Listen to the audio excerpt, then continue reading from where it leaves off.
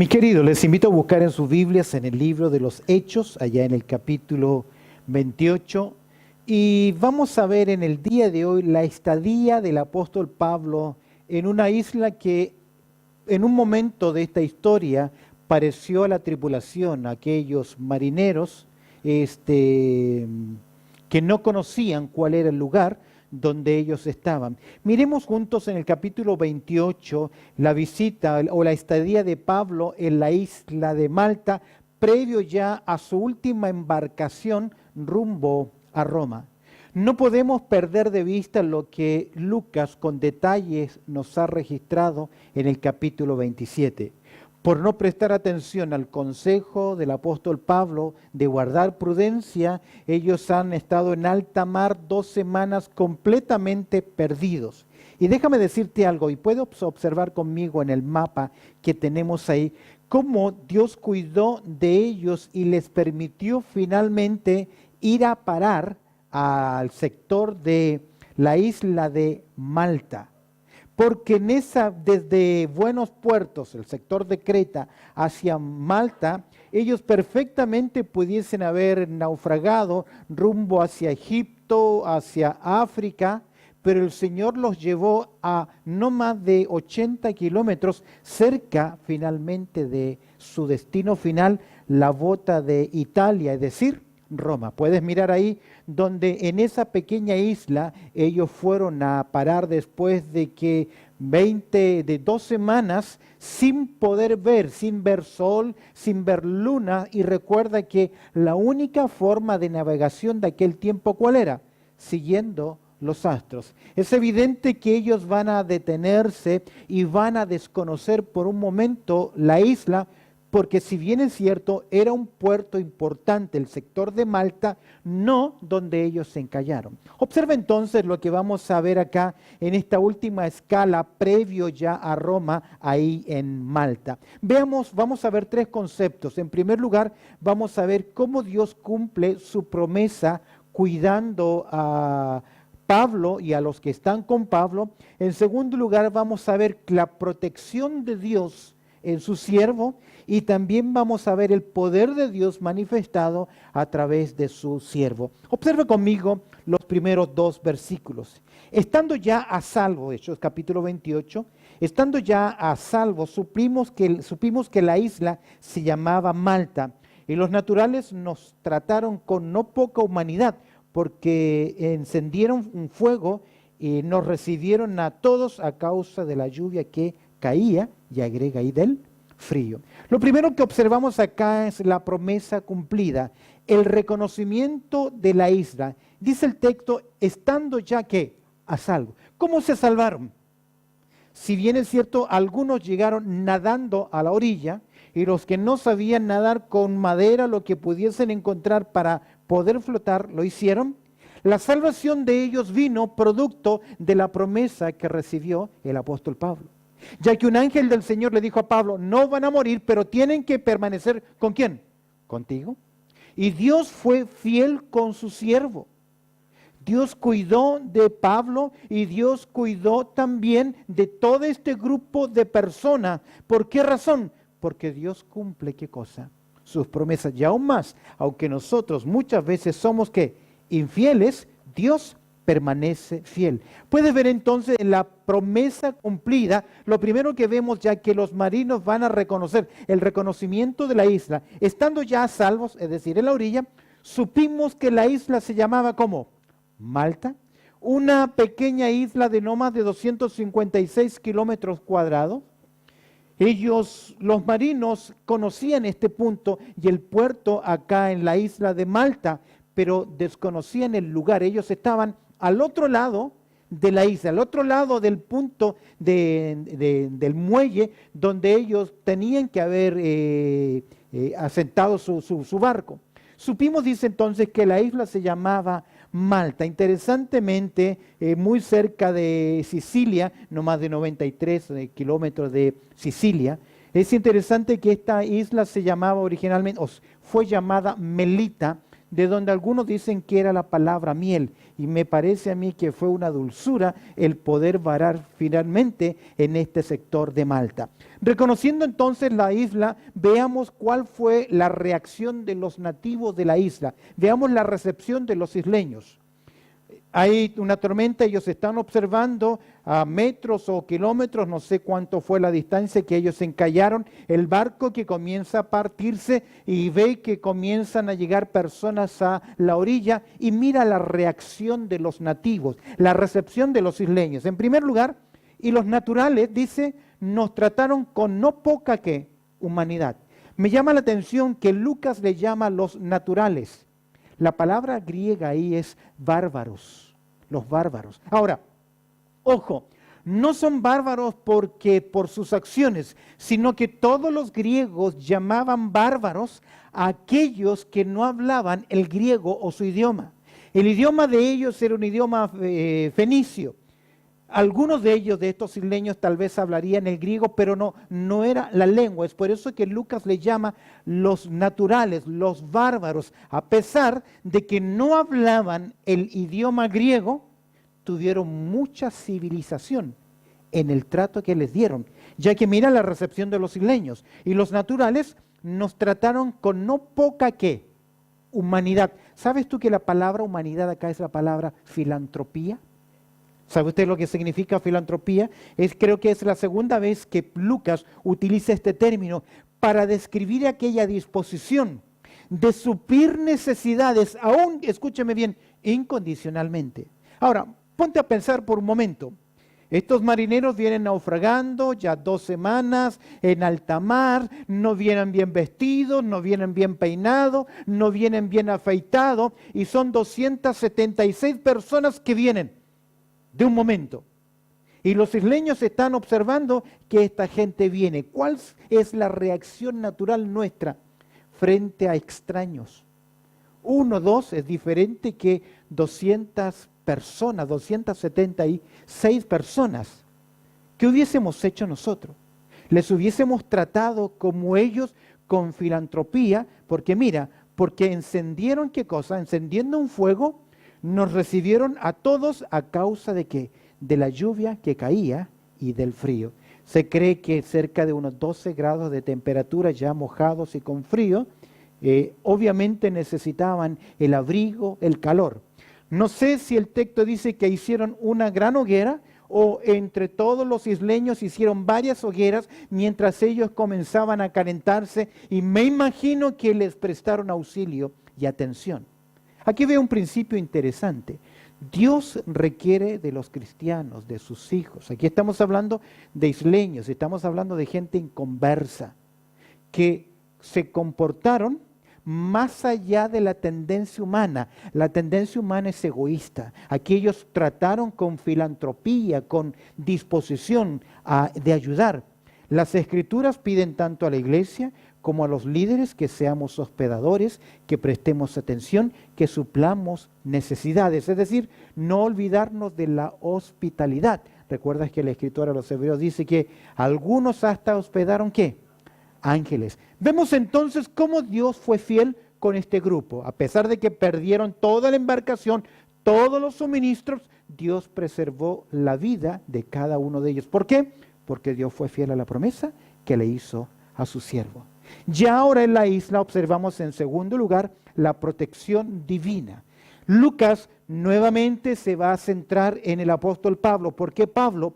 Porque uno de los propósitos del libro de los Hechos es explicarnos quién es Pablo, cómo fue llamado del Señor y cómo él es un apóstol. Y veamos ahora la protección divina. Al observar el versos 3 al 6, vemos en primer lugar que va a ocurrir un percance que va a llamar la atención de los isleños. Dice el verso 3, mira el percance de Pablo. Entonces, habiendo recogido Pablo algunas ramas secas, las echó ¿dónde? Al fuego. Me llama la atención de Pablo esto. Todos estos estaban cansados. Pablo sabía nadar y nadando llegó a la orilla, y sabemos que es un ejercicio pesado, pero a pesar de su cansancio, él se preocupó y no sintió que ir a buscar leñas, ir a buscar madera para alimentar la fogata era un trabajo que lo humillaba. Él estaba dispuesto a ¿qué? Con humildad a servir. Y me llama mucho la atención esta verdad, porque refleja el mismo carácter de nuestro Señor Jesucristo. En Marcos capítulo 10, verso 45, es Jesús quien dice, yo no he venido ¿para qué?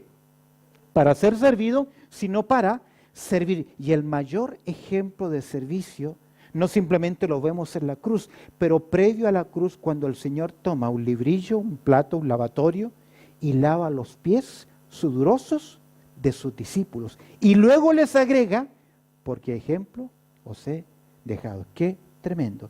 A veces nosotros queremos hacer cierto tipo de servicio y clasificamos, estos son los servicios que quiero y estos los servicios que no quiero. Aquí tenemos un gran ejemplo de humildad de un tremendo siervo de Dios, que en vez de descansar y disfrutar también del calor que hizo, fue, dice entonces, habiendo recogido Pablo algunas ramas secas, las echó también al fuego. Pero algo va a ocurrir. Un comentarista dice que aquí también Satanás intenta nuevamente algo. Mira, y una víbora, que el texto dice un animal, una víbora huyendo del calor se le prendió ¿qué? En la mano. En otras palabras, fue una serpiente. Hay comentaristas seculares que dicen, no fue, era una rama que parecía una serpiente. Lo vamos a ver bien acá, que no simplemente estaba enroscada en la rama, sino que se le prendió. En otras palabras, mordió al apóstol Pablo. Dice que acá una víbora, la serpiente muerde la mano de Pablo. ¿Sería este un ataque de Satanás? Porque la serpiente que muerde al apóstol Pablo era una serpiente que letal. Vamos a ver lo que esperan los nativos que ocurra en este incidente. Como Satanás no pudo quitarle la vida en alta mar, tal vez intentó quitarle la vida aquí en tierra. Pero ¿qué es lo que no ve? ¿Qué es lo que Satanás no sabe? Que mientras Él tenga sobre nosotros su cerco, somos invencibles. Observa conmigo, vemos el percance y mira ahora el pensamiento de los nativos. Y vamos a observar dos versículos, el 4 y el 6. En primer lugar, verso 4, mira el pensamiento de los nativos. Cuando los nativos vieron la víbora, esa criatura, colgada de su mano, se decían unos a otros, ciertamente este hombre es ¿qué? Homicida, y a quien ha escapado del mar, la justicia ¿qué? No deja vivir. Rápidamente ellos se dieron cuenta en conciencia. Y déjame decirte algo, que Dios puso en cada uno de nosotros la conciencia. ¿Y la conciencia qué es? Nos demuestra que si cometemos algún hecho, vamos a ser ¿qué? Castigado. En Romanos capítulo 2, verso 14 y 15 es la voz de Dios en nuestros corazones. Entonces ellos supieron una ley natural, que si cometes algo, tarde o temprano vas a ¿qué? A pagarlo. ¿Cómo es que llegaron a esta conclusión? Se dieron cuenta que estaban soldados romanos y que algunos eran reos. Entonces ellos pensaron, este es un culpable, es un homicida. Y si no murió ahora en el mar, mira qué interesante, igual va a pagar por sus delitos. Si bien es cierto, nosotros sabemos eso, pero me daba vuelta lo siguiente. Qué fáciles que somos para interpretar las circunstancias que le ocurren a otras personas. Yo veo acá un pensamiento fatalista. En una ocasión, Jesús se encuentra con un ciego, Juan capítulo 9, verso 1 al 3. ¿Y qué preguntan los discípulos? ¿Quién pecó? ¿Este o sus padres? Porque a veces somos buenos para juzgar los problemas, las crisis, las situaciones de otra persona y a emitir un juicio y decir, sí, es cierto, le está pasando eso porque no son buenos, son malos. ¿Pablo es un homicida? ¿Pablo viene huyendo de la justicia? En ninguna manera. Dice, mira el verso 6, ellos estaban ¿qué? Como les mordió un animal, una serpiente venenosa, ellos y la sentencia de ellos ¿cuál fue? Aún así le alcanza la muerte y tiene que morir, va a pagar. Ellos estaban esperando que él se hinchase y cayese ¿qué? Muerto ¿qué? dice el texto, de repente, es decir, en cualquier momento. ¿Cómo supieron ellos eso? Son nativos y es posible que ya ellos conocían este tipo de serpiente, de animal que al que le daba la mordedura no pasaba mucho tiempo, esperaban que se hinchara y luego que se desplomara estallándole el corazón. Pero mira lo que dice, y mira el pensamiento de los nativos. Juzgaron rápidamente. Mira, observa ahora. Mas habiendo esperado que mucho decir, lo mordió. Pablo, ¿qué hizo? Vamos a mirar en el verso 5 que Pablo se sacudió, se sacó la serpiente y siguió tan activo como antes. Es decir, nada había pasado. ¿Y los isleños qué? Va a caer, va a caer, va a caer, tiene el juicio. Pero pasando, ¿qué? El tiempo. Y viendo que ningún mal le venía, mira lo que dice el texto. ¿Qué dice? Cambiaron de parecer. ¿Cómo somos tan susceptibles? Cambiaron de parecer y dijeron ahora qué cosa. No, este no puede ser normal. Este no puede ser normal. ¿Y qué dijeron ahora? Es un Dios. Es un Dios. Ya a Pablo en Listra le había ocurrido lo mismo. Lo confundieron a Bernabé y a Pablo por Júpiter y Mercurio. ¿Cómo es el corazón humano? Vemos el percance de Pablo, vemos el pensamiento de los nativos, pero no perdamos de vista que Dios le ha cumplido la promesa a Pablo. Y aquí, si bien es cierto, él es mordido por una serpiente, un animal mortal, veamos en tercer lugar la protección de Dios. Pero él, sacudiendo la víbora o el animal vivo en el fuego, ningún daño, dice el verso 5, padeció en él. ¿Por qué? ¿Por qué? Protección divina. Pues es porque Dios tiene un propósito, un plan con él. Ahora, no pierdas de vista algo interesante acá. Lo que vemos acá en el apóstol Pablo es una evidencia, es una señal de que Pablo realmente es un apóstol. Es interesante que en Marcos capítulo 16, versos 17 al 20, esta es una promesa a los apóstoles, es una promesa a los discípulos, no es una promesa a todos los creyentes, es una promesa directa y que evidencia cuáles son las señales de autoridad de un apóstol. Y en Marcos capítulo 16, verso 17 dice, y estas señales seguirán a los que creen. En otras palabras, ustedes, refiriéndose a los apóstoles que han creído, en Marcos capítulo 16, dice el verso 20, que el Señor les asistía a ellos con señales, con prodigios y milagros. Y aquí está descrito señales inequívocas de que eran apóstoles. Primero, dice, estas señales seguirán a los que creen. En mi nombre echarán fuera demonios, hablarán nuevas lenguas, tomarán en las manos, ¿qué? Serpientes y vivieren cosas mortíferas que no les harán daño, sobre los enfermos pondrán su mano y que sanarán. Y aquí encontramos cómo Dios protegió directamente a ¿quién? A Pablo, evidenciando una de estas señales. Leía una estadística que ha ocurrido en algunos años que cerca de 270 líderes, pastores o falsos llamados apóstoles mueren producto de que si les muerde una serpiente. Porque hay iglesias donde los pastores o los líderes llevan una bolsa, una canasta de serpientes y meten la mano ahí para demostrar que también son ¿qué? Apóstoles. Bueno, vemos acá entonces la protección del Señor. Hemos visto rápidamente entonces cómo Dios en primer lugar dio cumplimiento, promesa cumplida. Reconoce la isla, la reacción de los isleños, hemos visto la protección divina, el percance de Pablo, el pensamiento de los nativos, en primer lugar enjuiciarlo y en segundo lugar venerarlo como si fuese un Dios. Ahora vemos la protección divina, observemos en último lugar versos 7 al 10. El testimonio del apóstol Pablo. Versos 7 al 10, veamos el poder manifiesto. Dice el verso 7 que alguien va a brindar alojamiento. No tengo claridad si son los 200 y tantos, 76, o solamente es el principal, Julio, Lucas y Pablo, no sé. El texto dice el alojamiento en casa de Publio.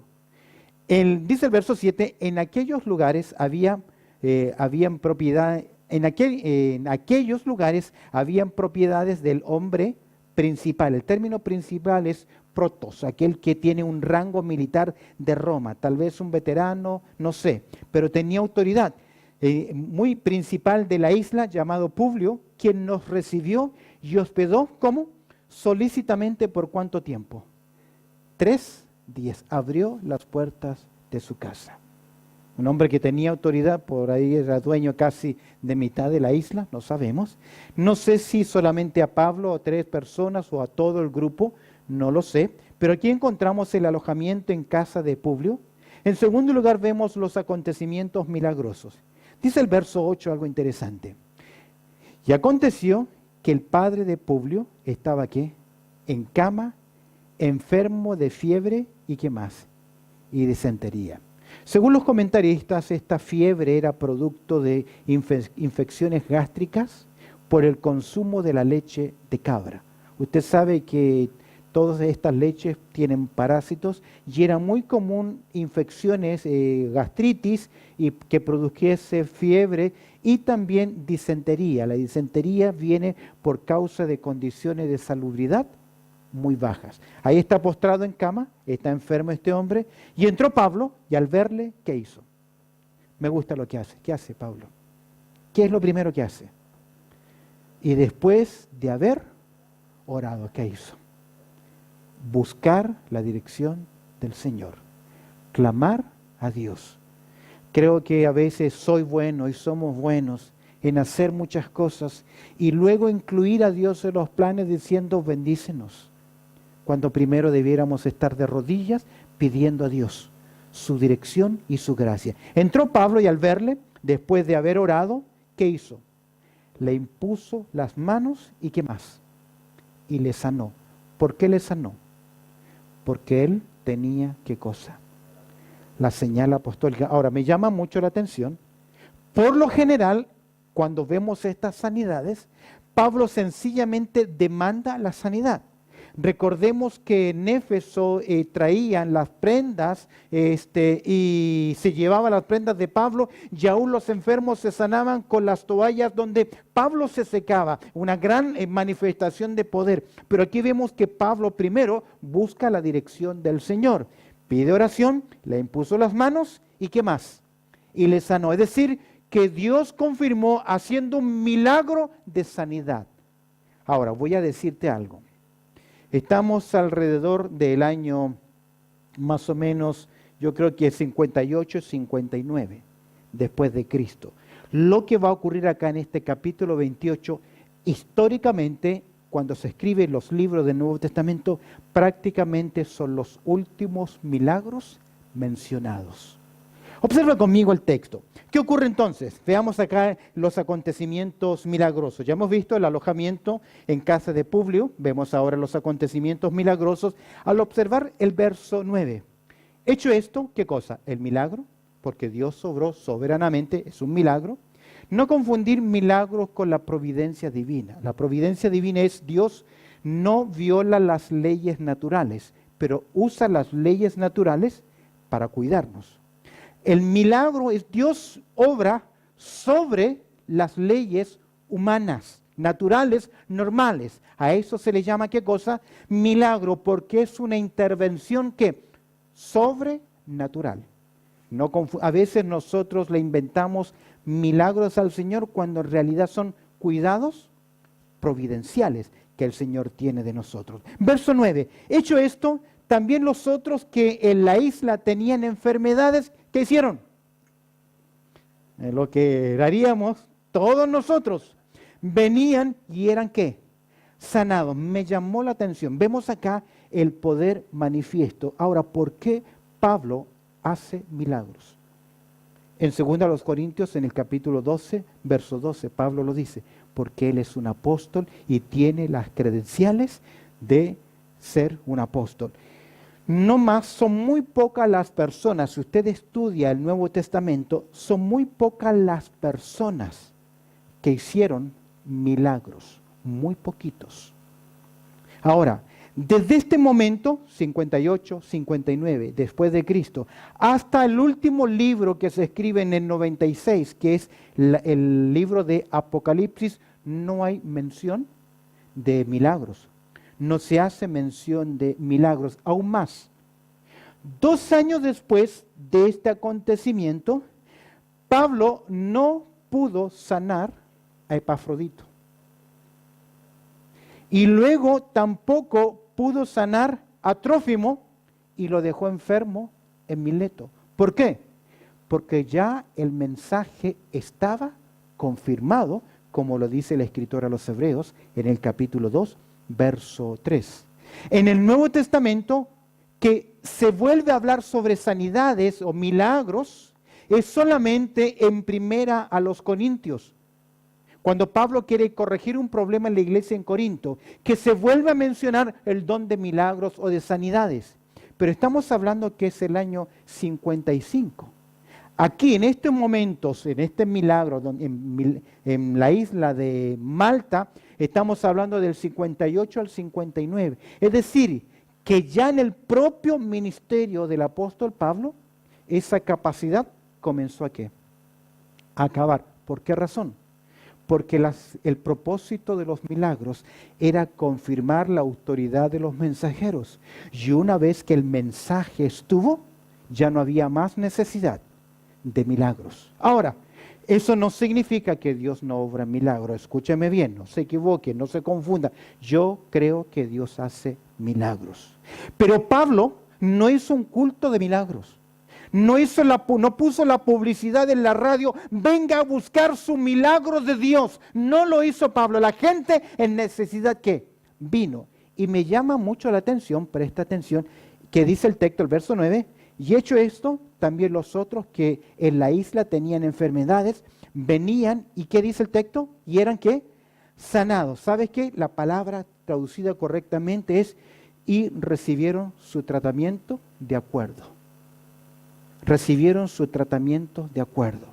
Creo que Dios estaba usando a Pablo, milagrosamente, pero también Dios estaba utilizando a Lucas. Porque él también estaba, ¿qué? Dando consejos. Recuerda que la disentería es un problema de ¿qué? Salubridad. Y obviamente la gente estaba recibiendo el tratamiento y el cuidado que ellos requerían. Y aquí encuentro algo importante.